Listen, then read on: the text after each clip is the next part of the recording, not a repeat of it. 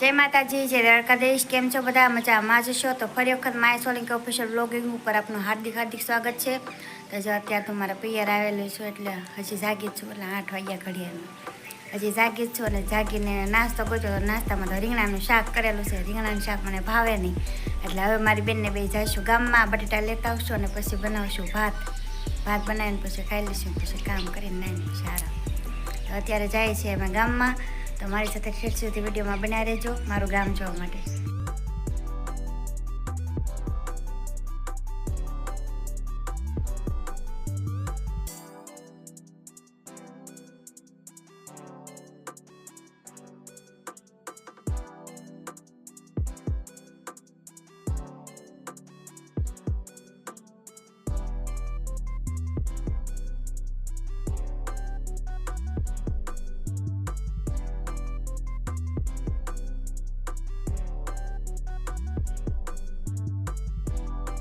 બે મેગી મસાલા છે।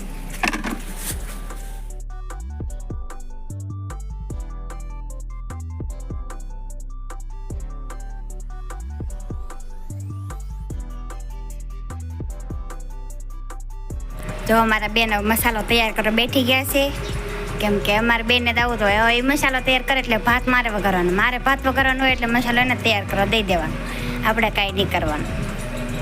જો કેવી નેવરી મળવા માંડી છે, બધું એને માથે નાખી દીધું। હાલો આપણો તો ભાતનો મસાલો જો તૈયાર થઈ રહ્યો છે। જો બટેટા નાખ્યા, ટમેટા નાખ્યા, ડુંગળી નાખી છે, પછી સડી જાય પછી પાણી નાખીને પછી ભાત નાખીશ ચોખ્ખા,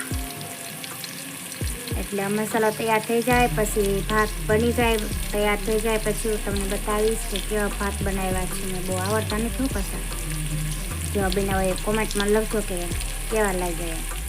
હાલો ભાત બની ગયા છે, જો મેં ખાવા બેસી ગયા, બહુ ભૂખ લાગી છે, 10:30 વાગી ગયા। મજા આવશે મેગી મસાલો નાખીને। તો મિત્રો ફાઇનલી જો હું જઈ રહી છું મોડાકતમાં, પૂજા થઈ રહી છે ને જોવા જાઉં છું। જો આ મારા ભાઈની છોકરી છે, એક મારા બેનની ભાણકી છે ને પડખે છે એ પણ મારા ભાઈની છોકરી છે, એ પણ બધાની મોડાકત છે। તો અમે હવે જઈ રહ્યા છીએ પૂજા કરવા, તો ઠેઠ સુધી મારી સાથે વિડીયોમાં બનાવી છે।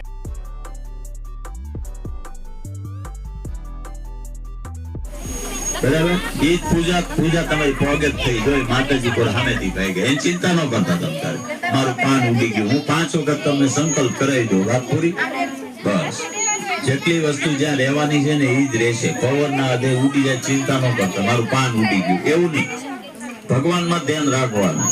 બરાબર, આપણે ગાઈએ ને વર્ષે ભલે વાદળી, વાયુ ભલે વાય, પણ મારો શ્રદ્ધાનો દીવો ક્યારેય ન, શાંતિ, ધન, આરોગ્ય।